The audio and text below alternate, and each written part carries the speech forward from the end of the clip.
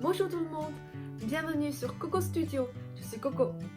Actuellement, tout le monde est très préoccupé par la situation épidémique de pneumonie causée par le nouveau coronavirus en Chine.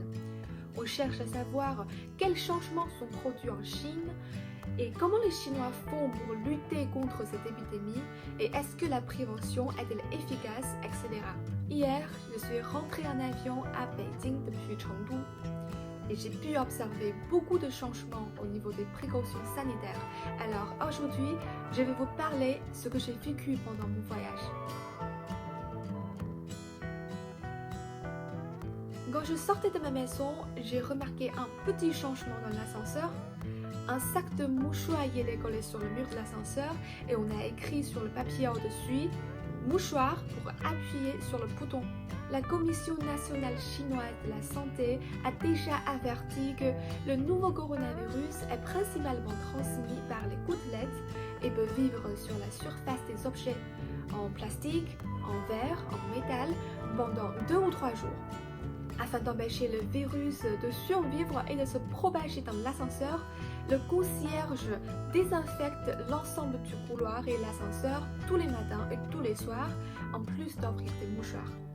Et sur le chemin vers l'aéroport, il y avait très peu de voitures et les fleurs de prunelle au bord de la route étaient vraiment très belles, mais personne n'est sorti pour l'apprécier. Actuellement, les gens essayent d'éviter de sortir et de participer à les activités en groupe pour réduire le risque d'être infecté et infecter les autres. À l'entrée de l'autoroute vers l'aéroport international de Chengdu-Shuangliu, des personnes portant des vêtements de protection et des masques prenaient la température corporelle de chaque conducteur et chaque passager. Et à la sortie de l'autoroute, on nous a de nouveau pris la température de manière stricte. En marchant vers l'entrée de l'aéroport, j'ai vu que toutes les personnes portaient un masque, indépendamment de l'âge ou du sexe. Et à l'entrée de l'aéroport, on a subi le premier contrôle de sécurité suivi de prise de la température corporelle. Arrivant dans le hall d'attente, j'ai constaté que le désinfectant à base d'alcool sans rinçage pour les mains est disponible dans plusieurs restaurants. Et dans l'avion, toutes les hôtesses portaient des gants jetables et un masque. Après le décollage, une hôtesse a pris la température de tous les passagers et a fait des notes.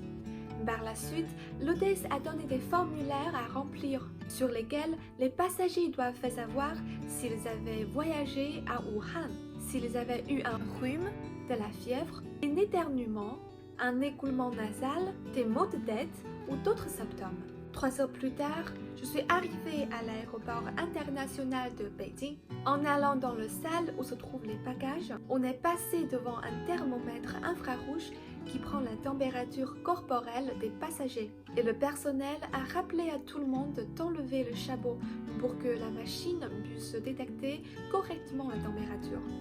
Et les passagers présentant une température anormale sont conduits dans une zone d'observation de l'aéroport, où leur température est prise à nouveau par un thermomètre à mercure. Si nécessaire, ils peuvent être envoyés dans un hôpital à proximité. Et après, j'ai pris un taxi pour rentrer chez moi. Et à l'entrée, je suis allée dans la boutique 7-Eleven pour acheter quelque chose à manger.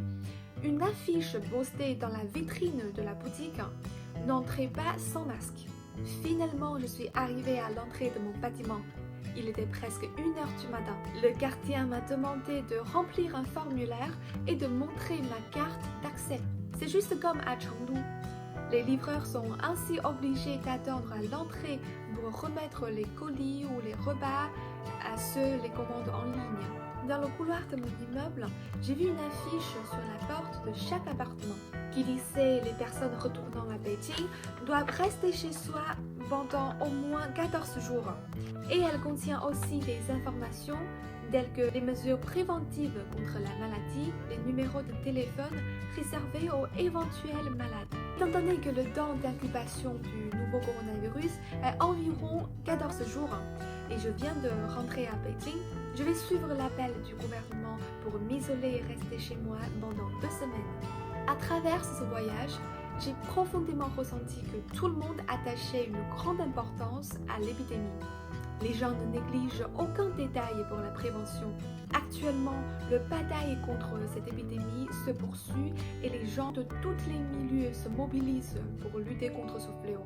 La bonne nouvelle est que maintenant, plus de 1000 patients ont guéri dans le pays et ont sorti des hôpitaux.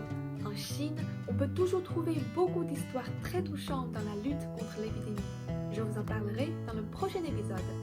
Merci d'avoir regardé cette vidéo. Au revoir et à la prochaine!